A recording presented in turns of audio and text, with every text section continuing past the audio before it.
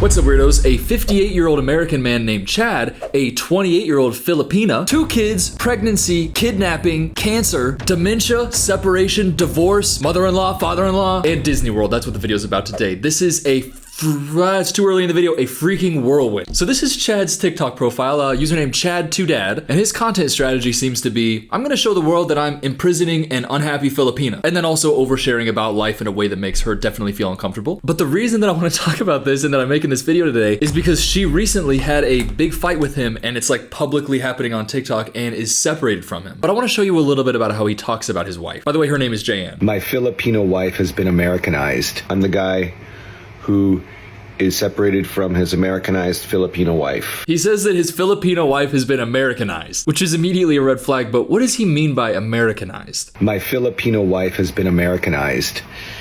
My Americanized Filipino wife. That seems to be triggering a lot of people. Let me explain what I mean. In America, if a wife, even a girlfriend, is not happy in the relationship, all she has to say to the world on social media, and especially to the government, I'm not happy. And if she drops the word abused or anything along those lines, the American system steps. Yeah, I mean, that's what they do. If somebody's being abused and they say, I'm being abused, then there are people who come in and see, are you being abused? Oh, you are? This person should be in jail, and yeah, like, you should be divorced. My Filipino wife has been Americanized, and a lot of people are misinterpreting that. What I mean is basically, she says that I've been abusive to her, so all of a sudden I can't own her? But before we watch any more of his video, I want to go to her account because she also has a TikTok so that we can get her version of the story, because as soon as she starts talking, you're gonna see that she's a lot more trustworthy and respectable, especially when you look at the hashtags here, and it's hashtag Americanized, hashtag weaponized love, hashtag bag, hashtag family court, hashtag love, hashtag relationships, hashtag profit, hashtag greed, hashtag marriage. Wow, you really are on your TikTok grind right there, Chad. I don't know if you want to be using hashtags to get this video seen by more people though, because if you look at the comments, everybody's just saying, praying for Jayanne's safety, peace, and freedom. She's not your property. A happy woman never leaves. And that seems to be a thing that he really misses, as we're gonna see in this entire video.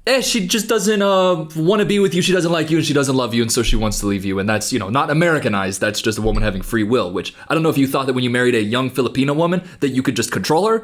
Oh, that is what you thought. But let's go straight to the Filipina source. For my Filipino wife to become fully Americanized. I think the word Americanized has nothing to do with. So by the way, she didn't come out and say this stuff first. This is her responding to him saying, it took 2 years and now my Filipino wife is Americanized. And then she's doing like a response video to his TikTok, which is so weird because they're living in the same house. But the video that she posted right before this was just a vlog of her and their family and her parents like going around Disney World. Like, look at this right here. This is just them picking up her parents from the airport, and then yeah, they're going to Disney World. And then the next video is her responding to him calling her out and her telling the story. So let's just get into it. I think the word Americanized has nothing to do with someone who is disrespectful, especially to your people.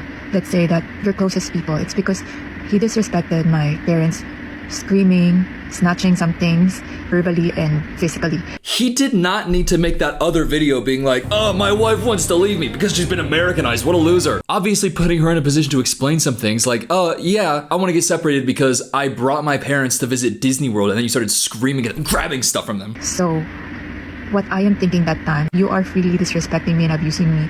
I think that's enough. You can do it. You can do it 24/7 to me. You can do it anytime. But to the point that you're gonna be disrespecting my people, especially my parents. And that's the thing that, you know, in the first video that we showed of him being like, oh, you throw out the word abuse, and then all of a sudden, she said it in the context of like, yeah, you can do it to me, just don't do it to my mama. Hate everything about me and what I provide and decide to leave. He claims that I hated what he provides.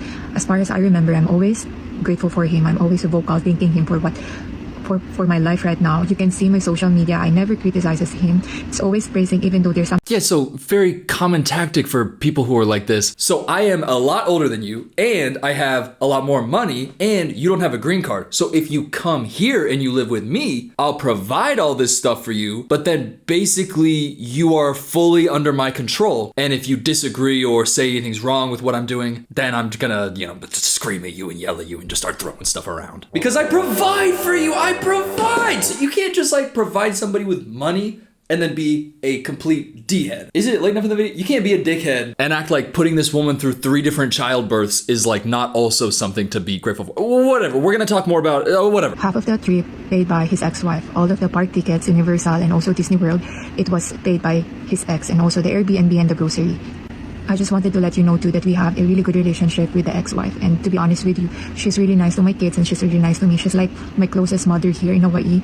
I can talk to her anytime, and she's really a good person. And yeah, so I provide for everything, but also kind of it's just my ex-wife who provided for it. Now, just for a little bit of context about his ex-wife, he brings up his ex-wife a lot in his content, and it seems like they still have like a really good relationship. Like this Disney World trip was actually also partially a funeral for his mom. You can see like in this video, he's talking about how he's so grateful that his ex-wife is coming, because she did a lot. Basically, here's the story about his ex-wife. He talks a lot about it in this video, which is, he has a series called How My Son Got Kidnapped, part 1 through 4. And through that story and other context in his profile, by the way, it's like 40 minutes of video, so we're not going to get into it, but let me give you a summary. Basically, he got married to this one woman in like the late 90s, and then he was married to her until 2020. I think it was 1998, so it was 22 years of marriage. But he really wanted a kid, and she wasn't able to provide him one because of the cancer treatment that she was going through. It made her unable to have kids. So he got on Tinder, found a Vietnamese woman, and she was on a different island in Hawaii. He lives in Hawaii, and he flew her to his island, and they spent nights together. He talks in a lot of graphic detail, oversharing a lot of stuff that we do not need to know about that woman, also showing like scandalous pictures of her that were on her Tinder profile that I don't need to show, sharing that like they didn't sleep together because she was on her period the first night, but then the next day he woke up and she was in the office and she had a woman toy and she was just like, oh, I just need it so bad. He like really painting her as kind of a like a siren, like a temptress of sorts. And then he gets her pregnant and he's like, what? I don't believe this. But then she was pregnant. He's like, oh, dang, I believe it. Oh, well, he's with his ex-wife. Come to find out, this Vietnamese woman is actually married to somebody else who was there at the birth and is now the legal guardian of that kid and moved back to Vietnam with the kid. And his response to that was, if I have another kid, it's like, I won't even really care. Like if I have another kid, I won't even mind it and I'll just kind of forget. So that's what he does. And that's what ended up leading him to Jaeann, where they now have 2 kids together and she's pregnant with a 3rd. But there was one thing I really wanted to highlight, because the first thing I was thinking when I saw like this whole story was, if you had such a great marriage with your now ex-wife and you're like still friends to this day and you were together for 22 years and it was like wonderful and beautiful. And he describes how she like took care of his mom as she had dementia and she was like falling apart mentally in the last years of her life. And his ex-wife was there taking care of her. Like, why wouldn't you just adopt a kid with the woman that you love? But he answered that question. Now, you may ask yourself, well, if your marriage was so great, why didn't you just adopt? Well, let me just say, it's my religious belief. I wanted my own children, my own biological children, raised by their natural mother and father. Oh, it's your religious belief. Is it also your religious belief that you should leave your wife while she has cancer so that you can go hook up with some Vietnamese woman you met on Tinder? Not married, by the way, not married. Just a woman who he was like, she's an Asian woman from a foreign country, and my whole MO is finding young Asian women from foreign countries and then making them feel like they can't escape. So how about I trap her with a kid? What religion is that? Like, what religion? It's my religious beliefs that I have to have a biological kid. That just means that you just want that. And if you want that so much that it means you have to leave your wife of 22 years currently battling cancer, taking care of your dementia-riddled mother, then you suck. And he thinks he's right. Like, he's done all of these things, has listed them out online publicly, just saying the timeline. And in his mind, he's like, no, I'm the good guy here. It's all assumed. I'm an evil, controlling, patriarchal, oppressive white dude. First of all, it's called patriarchal, not patriarchal. And just because you say something sarcastically and roll your eyes while you say it doesn't mean it's not true. Like, it's assumed you're a patriarchal, oppressive white dude. Well, you are a white dude, and you do hold over your young wife's head, that you provide everything for her, and you do yell and scream and snatch things and are physically. So you are those things. It's not really assumed. It's also just publicly what is availably seen. Now, that's exactly what's true in our relationship. She doesn't have any money. I have all the money. And it's, a relationship can go south when the woman has lost love for her man and she's just going for the bag. Maybe she's not going for the bag. Maybe she's just like, oh, I'm actually so unhappy in this relationship where I've already had 2 kids and I'm pregnant with a 3rd with this guy. And it's like, I've been fighting for my life to even stay there, but he's so horrible and bad and oppressive and patriarchal that I'm willing to go through immense pain and all of this difficulty just to get rid of him. And all he's hearing is, but I have money and you're poor and you're so poor. So what the fuck? Because he doesn't view her as a person. Like, you can clearly see just by the way that he's talking that he's not actually having respect for her. Like, he doesn't actually respect, obviously, duh. He posts so many videos talking about this, and he never once looks like the good guy. Look at what he says in this one. But the drama seems to be centered around two narratives. One narrative, I'm a sick, creepy, oppressive, controlling, rich bastard who uses my power, influence, wisdom, and wealth to control an innocent, naive, dumb, third world woman. By the way, that's not the narrative. That's just what you think. Like, that's not what anybody online is saying. Nobody who's looking at this situation is like, he's just so powerful and wealthy and rich, and he's just got this stupid, dumb, third world peasant. No one is saying that. Oh my God. Every single person is just saying, this guy sucks. JN, run for the hills. Anything is worth getting away from this freak. By the way, talking about how wealthy and rich you are when you have your walls painted like that with that fuck ass couch and that automobile Lamborghini patch t-shirt, you don't have enough money. Like, you don't have enough money to be calling yourself wealthy and like, you are not that compared to this woman who you sought out specifically because she is from another country and now she's here and she has like a green card because of you and is fully financially reliant on you. Because you pitched the whole thing is that? You can't take that and then be like, well, she's just trying to use me. Dog. The whole premise of getting together into this relationship from her perspective was, you said, look, I know I'm fucking ugly and I'm 30 years older than you, but I can provide a house and a path towards citizenship in the United States of America. And she was like, okay, you know what? Honestly, that could be worth it if he ends up being like a decent guy. Like, the age is kind of, but I can look past his looks and age. But then to also be this type of person, like, dude, one of the narratives is just, I'm so rich and she's so stupid. No one's saying that. And the second narrative is, I'm the victim of a manipulative, conniving, long game playing gold digger. That's the other narrative. So one of the narratives is that you're so rich and powerful and she's from a third world country and stupid. By the way, don't use third world country derogatorily, especially when you're talking about the fucking Philippines. Shout out the Philippines. There is nobody with more fucking heart and passion than the Filipinos. Don't even start with me. I put my whole life on the Philippines in the Olympics this year. By the way, I found out you couldn't like sports bet in Texas, but I had said in videos previously that like I put it all on the Philippines to win gold medals. By the way, they did this year. Don't ever talk shit about the Philippines. Where my Filipinos at? If you're Filipino, go fucking insane. God, I don't know, what am I talking about? But the other narrative that I'm a victim and she's a gold digger. It's either one of those two. One where I'm so cool and she's an idiot, or the other one where she's just a gold-digging little freak, gold-digging Filipino freak. She's not. No one is saying that. By the way, you know who is saying stuff in her comments? Motherfucking Julia Fox. By the way, yeah, I follow Julia Fox. By the way, you should follow her because what's so funny is that half of my For You page is just things that she reposts. She gets on TikTok and just goes, everybody who follows me has got to see this and this and this. And by the way, I'm grateful every time, Julia. But she said, God bless you, Angel. I hope you get as far away from that wretched man as humanly possible, ... You don't deserve that at all. I hope that you and your children will be safe in the upcoming days. But if I did it as a Julia Fox impression, it would be, God bless you, Angel. I can't do it. I can't do the vocal fry. But she said that the whole situation that she wanted to, divorce him for was what happened on that Disney World trip where he was disrespecting, screaming, and snatching at things from her parents. And he gives his perspective on it. And I gotta be honest, I think this guy is clinically dumb. There is not a single thing that he has said that has even been like, oh, I would get it. Even people in these situations will like manipulate and lie and they will stretch the truth into some version where they are in the right. But Chad to Dad doesn't. He just says the truth and acts like it makes him sound good, and it never does. Had a horrible Disney World experience with my in-laws, and I'm just gonna tell my side of it. Not my side of the story, but I'm gonna say what I did to disrespect my Filipino mother and father, and as well as my sister. Number one, I did not eat the food that they cooked.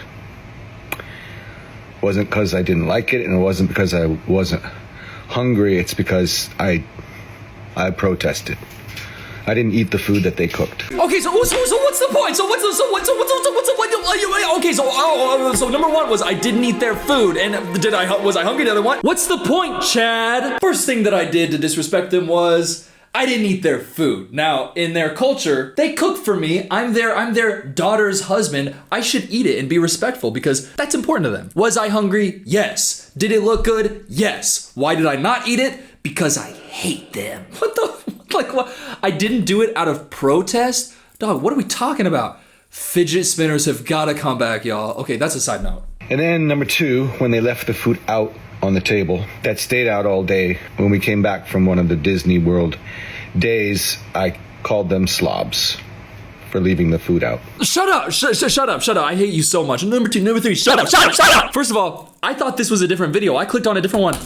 I have not heard any of this stuff before. You called your mother and father-in-law slobs. Dude, what do you mean? You know what I would do if Sophia's parents cooked for me and then we went to Disney World all together and we came back, oh, and there's still food on the table. I would be like, is this stuff still gonna be good? Can we put in like some leftover tins? Cause I wanna save some to eat tomorrow. Or if it's not good, damn. You know what I wouldn't do? Call them a slob. By the way, it's the easiest thing ever. If it's gone bad, throw it away. If it's fine, preserve it. Put it in a Tupperware. Tupperware. What did you say? Say it again. Tupperware. Say it again. Very slowly. Tupperware. Wrong. Why would you call them a slob? I would divorce you instantly. And the fact that he thinks that this is okay, I don't want to know what she goes through on a daily basis, but we can actually see in their TikToks, which we'll go look at in a second. You can see how he treats her on a daily basis. But yeah, okay, what's your third reason for disrespecting them, Chad? I clapped sarcastically when Mama finally stepped in and helped Jayan by bathing the kids after a long day. I clapped loud and long and sarcastically. Okay. I'm just like sitting here trying to process this. I feel like I got hit by a truck of just delusion. He's saying this as if he doesn't understand why his wife wanted to divorce him after this. His mother-in-law is like, oh yeah, I'll help bathe the kids. And he goes,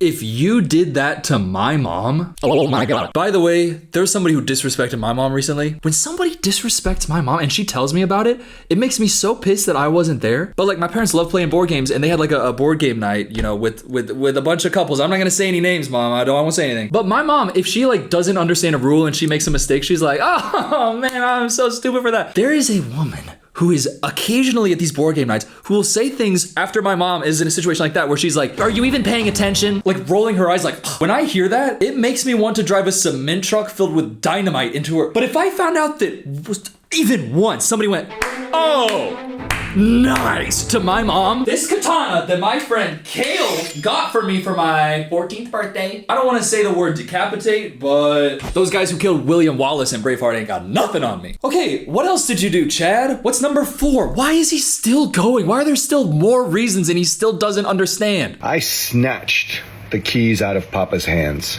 He spent his morning loading the car up, getting ready to go back to Georgia, and he went to hand the keys to me and I just snatched them out of his hand and went down to start the car. Okay, so what's the explanation? He says all of these things and then I'm expecting him to be like, I know that sounds bad, but there's no but. Okay, pretend sick-ass Pikachu is keys. Even doing that, I felt like I was being abusive. I feel like I should go to jail for that. Baba boy! Anybody else thinking Baba boy? It's getting hot in here. There's something about it. Sorry, she's about to go to a workout, whatever. But he said that there were 5 things that he did to disrespect her family. So let's go ahead and hear him out on this 5th one, because maybe it's this one that's gonna be the cherry on top that's gonna fully vindicate him and justify him. By the way, I haven't seen this 5th one. I told Ate, fuck you too, when she said that I was being a bad host. All right, that's the facts. That's the truth. Those are the top 5 things that I did to disrespect my Filipino mother and father-in-law. That's my favorite sentence I've ever heard. Top 5 things I did to disrespect my Filipino father and mother-in-law. Starting off with number 5. Clapping in their face, sarcastic. Like, that's literally fucking Watch Mojo for disrespecting your Filipino fucking mother-in-law. What are you talking about? All right, so that's the facts. So that's what I did. So that's why she wants to divorce me. Here are 5 reasons why my Filipino wife wants to divorce me. Number 1, very justifiable. Number 2, even more. Number 3, an unconscionable action. Number 4, something you wouldn't even do to your worst enemy. Number 5, something that should put me but in jail. Stuttered a little bit there, but it's okay.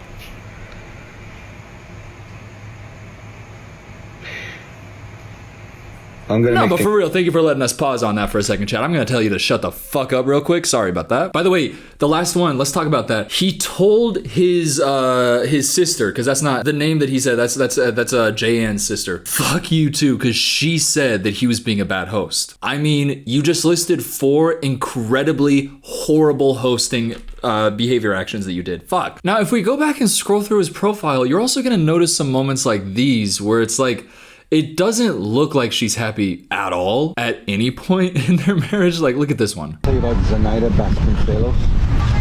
Filipina. A Filipina that I knew. When you were young, Yeah. and she's married to older guy, and then you want to be with her, but you know she thinks that you're too young for her. That's not how the story goes.